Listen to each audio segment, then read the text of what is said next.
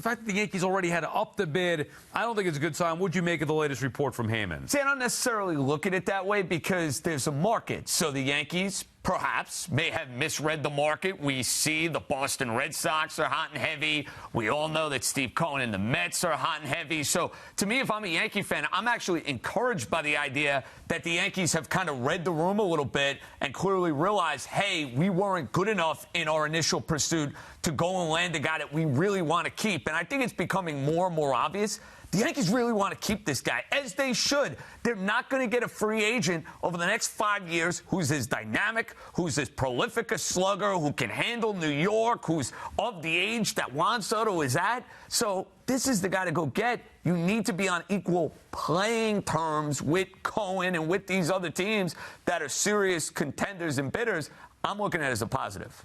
I am too, JJ. I mean, let's be real here. In what scenario with these teams that are involved with this guy was the first bid going to get the deal done? It was never going to happen that way. So this is just, to me, a natural progression of the way these deals go down. You say, well, this is what we're thinking. And then Scott Boras comes back and says, well, we're thinking about this. And then you go from there. And the Yankees have responded to that. To me, that gives the indication, like JJ says, that they really want Juan Soto, and that's the way they should be behaving. This, to me, has no impact on the idea of they're behind or ahead or anything like that, Sal. They're in the mix here. They're upping their bid. They are a player.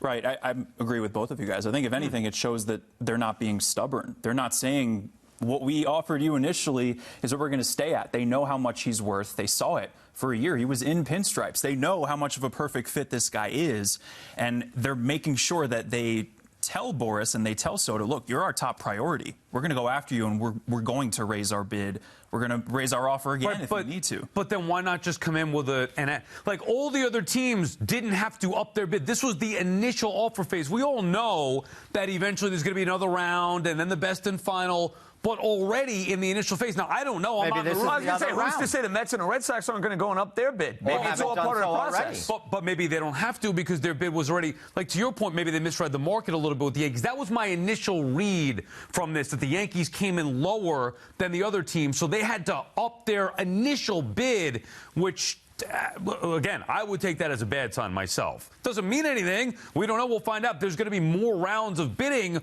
on Juan Soto. We're just getting started here. But the fact that the Yankees had to already up their bid, sounds like a guy who wants the player to go to a team that's not the Yankees reading the tea leaves here, Sal. Well, I got to be honest. I don't know. I could be misreading it. It's not even that. But the Yankees are the one team to have to up their bid already. Like nobody else that we know of. But we don't know about the other teams. Right. I was going to say, who's to say Steve Cohen didn't up his bid in the last 24 hours or minutes? Well, don't you think they will, the Red Sox, the Mets, whoever, the Blue Jays, will up their bids as this goes on? The report was, I thought, initial offers in. So if the initial offers in, and it's like, oh, wait, this is the impression I got. How's or Cashman, oh, wait, before we send our initial offer in, we know what we talked about, let me up that just to maybe get on par. Again, I could be totally off. Or to show you how much we want you. Yeah.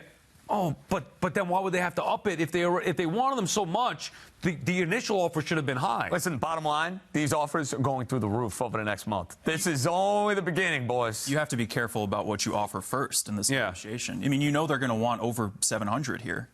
Boras is going to want to set the new record with Soto. It's going to go so high, you don't want to start at 675. Yeah, and for the record, if I'm involved in this, like if I'm Cohen or Hal, I'm saying, look, this is nice you want to play these games here. Here's the offer. This is my best and final. Go beat that now, otherwise it's off the table. That's how I would play it, so you could prevent getting played. And I think you'll see that at some point in time. I don't think we're there yet, but I think we're going to see Hal and Cohen basically say, hey, this is the best we can do. It's going to be close to the winter meetings, and it's going to be decision time.